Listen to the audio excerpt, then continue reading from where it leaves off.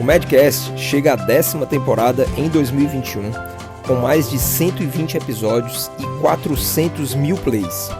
Eu, Roberto Bob Maranhão e Daniel Coriolano somos seus anfitriões no maior podcast de medicina do Brasil. Você pode contribuir com ideias, críticas e sugestões de temas voltados à carreira profissional médica. Deixe comentários no nosso perfil da SoundCloud ou acesse o Instagram, @NúcleoMD. Fique agora com o episódio. Faça parte do futuro da medicina. Acesse idomed.com.br e inscreva-se no IDOMED-VEST, o vestibular unificado de medicina. Para mais informações sobre a nossa parceria com o IDOMED, acesse a descrição deste episódio. Oi galera, aqui com vocês Roberto Bob, começando mais um episódio do Medcast. Eu vou pedir desculpas a vocês, eu acho que talvez o som desse episódio ele fique um pouco esquisito, mas é porque eu fiquei atacado hoje por uma rinite. Eu não costumo ter esse tipo de problema, mas enfim, espero que não seja Covid, né? Mas aparentemente não é, foi só mesmo o nariz que obstruiu, e aí a minha voz pode ficar um pouco anasalada, mas enfim, vamos lá. Nessa 10ª temporada, a gente conversou um pouco sobre a questão do prontuário, né? Aqui dentro desses episódios mais recentes, se você fizer uma busca aí para trás, você vai ver que nós fizemos um episódio sobre essa questão do prontuário e falamos tanto da questão de como fazer, quando fazer, a quem pertence, como também algumas nuances relativas ao prontuário ser de forma física como de ser de forma eletrônica. Então, o prontuário online hoje, principalmente dialogando aí com os outros temas que nós temos conversado dentro do âmbito da telemedicina, é extremamente útil, né? A tendência que nós vemos é que os sistemas de registro todos fiquem informatizados. Hoje, se você começa uma clínica particular, começa a fazer atendimentos em um determinado local, é quase que sem lógica, né, fazer um tipo de registro ainda de forma física e manual.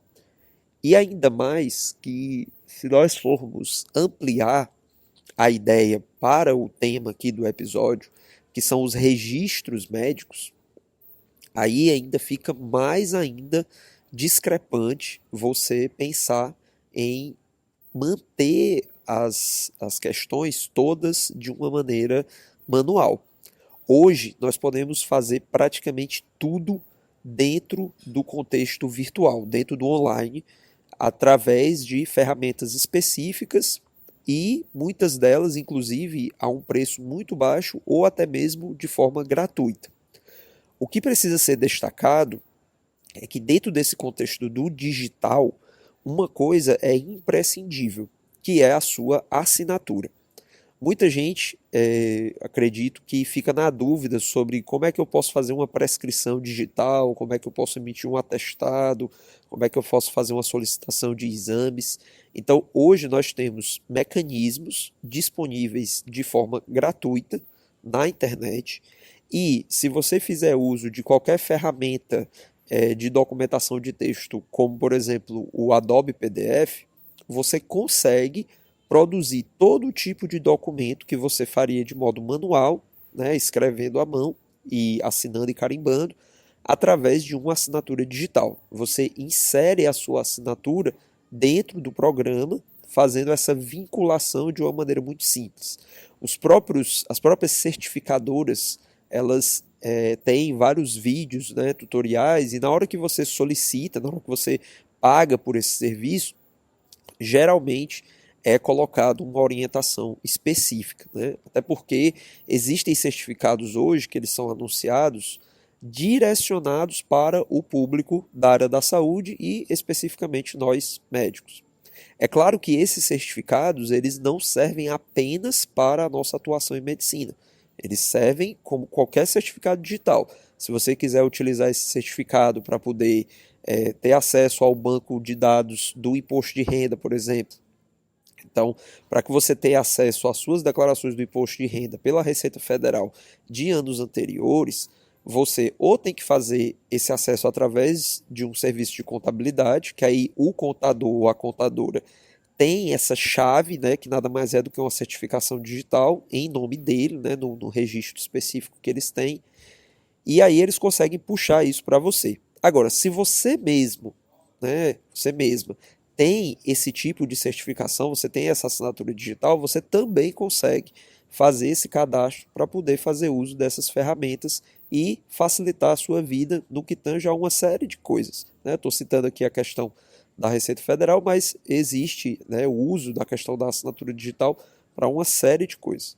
Então, é muito útil hoje a gente abrir um pouco a nossa mente para essa infinidade de possibilidades que existe face à questão da lei que autorizou o uso do cenário, né, o uso das ações em telemedicina no Brasil, e também face, enfim, as questões todas que a gente já sabe que facilita, né, para os pacientes toda essa questão relativa a você enviar uma receita, né, pelo modo digital, seja por SMS, pelo WhatsApp, por e-mail, que nada mais é do que um PDF assinado digitalmente.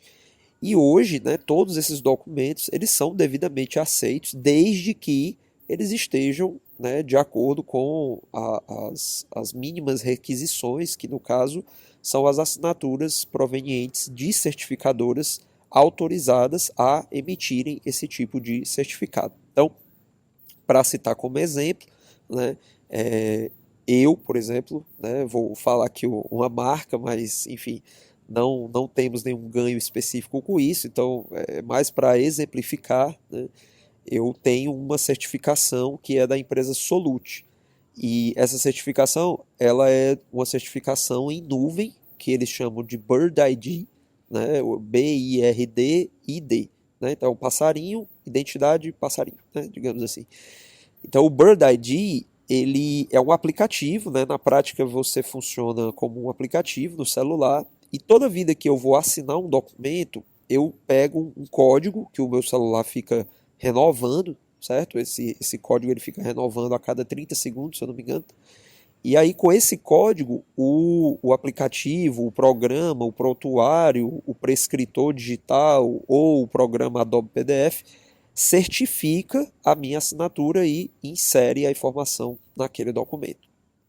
Então, deixo aí para vocês, né, um pequeno momento aí para que vocês reflitam, né? Como é que vocês têm utilizado no dia a dia de vocês e vocês têm dado essa oportunidade, né, de aprender sobre esse assunto e dialogar com os pacientes de vocês sobre essa facilidade, digamos, de você emitir uma receita que o paciente já utiliza com determinada frequência, né, a famosa renovação de receita.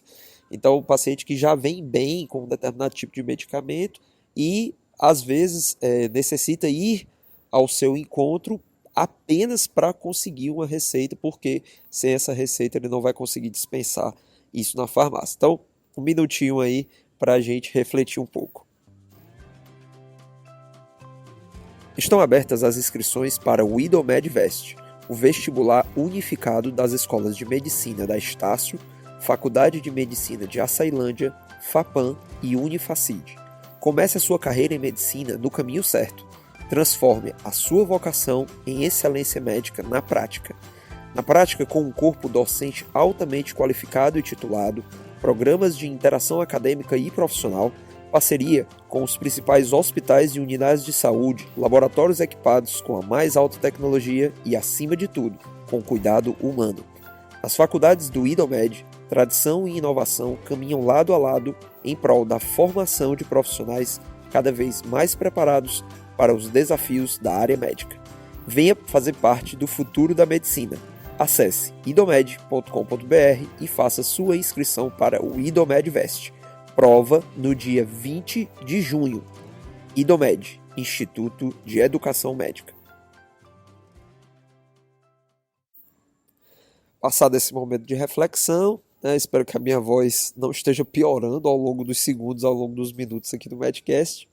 E aí eu queria colocar aqui também uma ideia, né, especificamente dentro do contexto dos registros médicos, tá?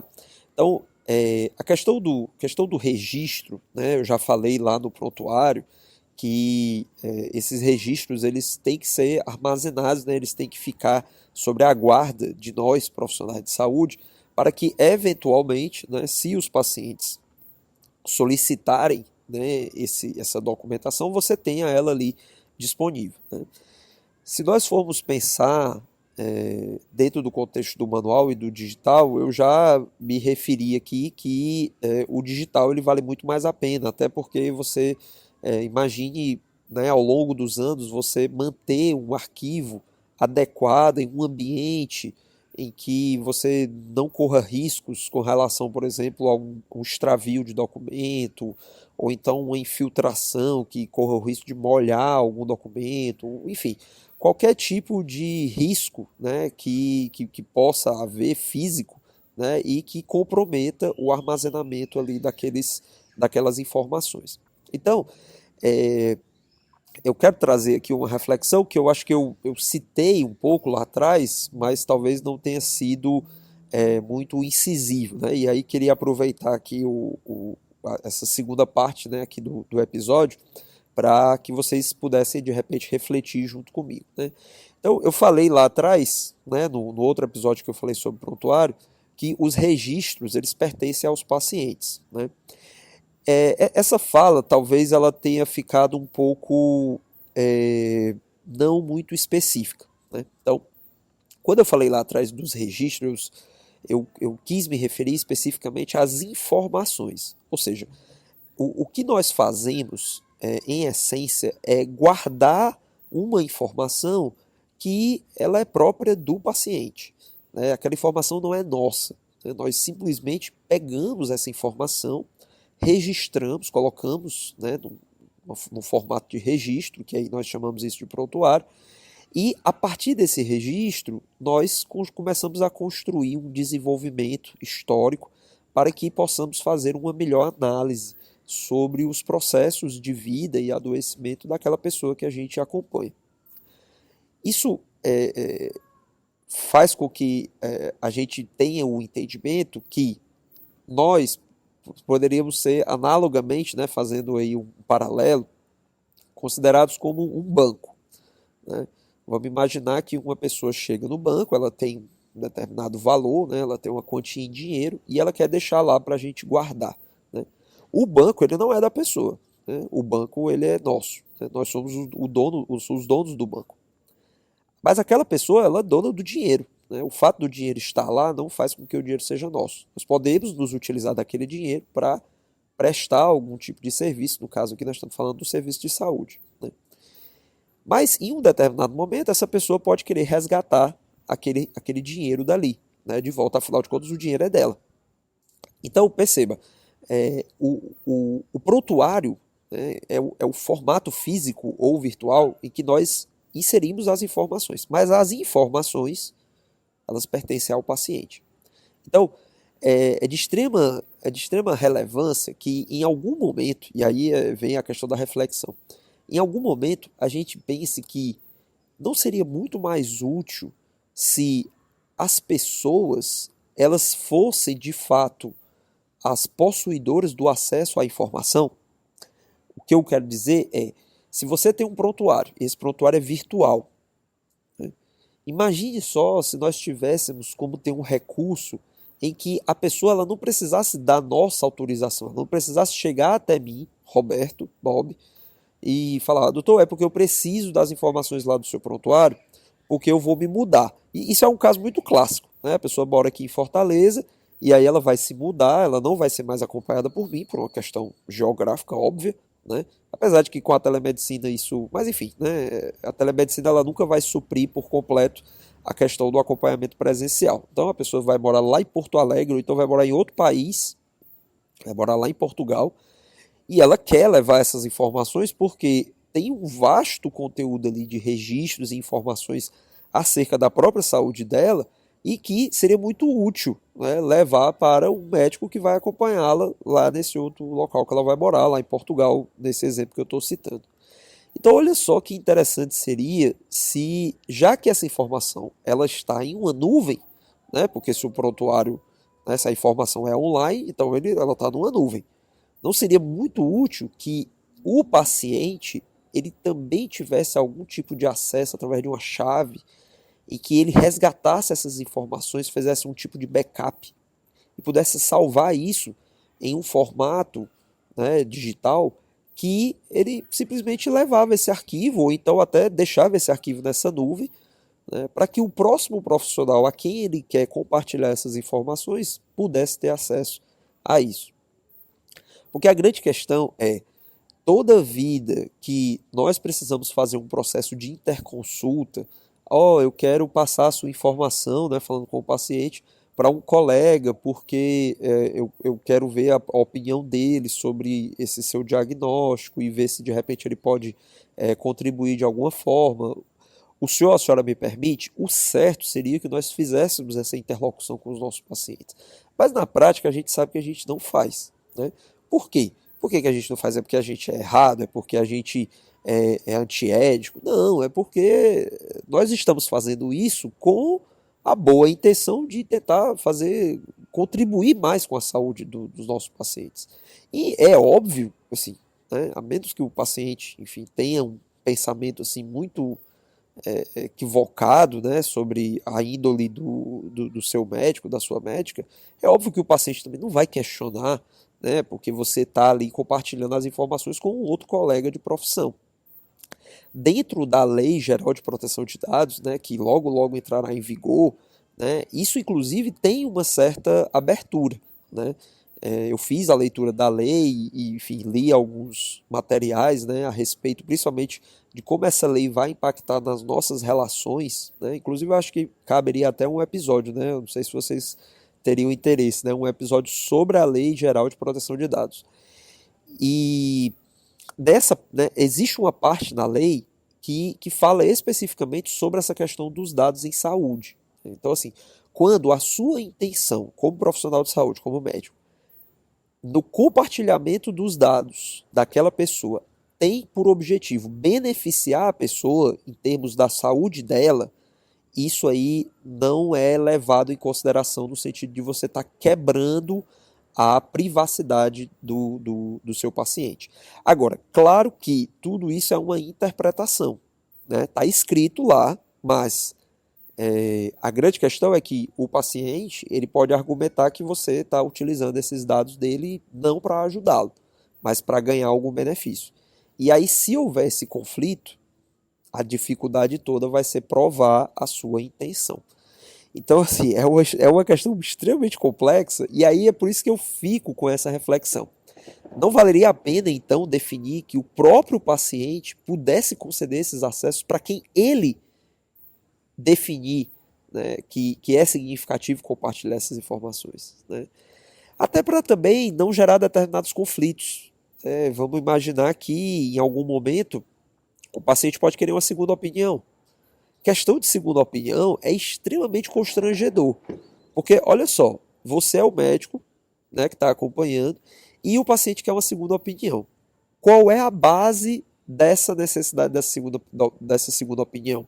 É a questão da confiança. Venhamos e convenhamos, né? Se o paciente confia em você, ele não vai atrás de uma segunda opinião, né? É direito dele, tá certo. Enfim, tem todo um contexto familiar, né? Outras pessoas que podem, né, de repente estar opinando ali, né? E obviamente que você, como um bom profissional, jamais deve negar, né, a demanda ou nem mesmo questionar, tá? O paciente chega, doutor, é porque eu queria aqui os meus dados do prontuário, porque eu vou levar um outro médico para ver uma segunda opinião. A sua resposta deve ser perfeitamente. E entregue. Você questionar, eu acho que isso só piora esse nível de relação, sabe? Gente, tá tendo uns fogos aqui, eu não sei se tá saindo aqui no áudio, mas enfim. Vamos encerrar aqui o podcast, não por causa dos fogos, tá? Mas porque realmente a ideia já foi contemplada. Então, espero que vocês tenham gostado aí do episódio sobre registros, né? Isso é um assunto que eu tenho muito interesse, né? Queria até saber aí, de repente, comentários, né? Se vocês têm interesse, né? Que a gente aborde mais sobre isso. E fica aí também essa essa reflexão sobre a Lei Geral de Proteção de Dados, que a gente pode fazer um episódio aí falando sobre ela e especificamente a nuance dos cuidados em saúde, tá ok? Um abraço e até semana que vem. Muito obrigado por acessar o Medcast. Compartilhe, deixe seus comentários e acesse nosso perfil @NúcleoMD no Instagram. E para você que deseja fazer uma parceria conosco, envie um e-mail para contato@nucleomd.com.br ou veja mais informações na descrição. A gente se encontra no próximo episódio. Até mais!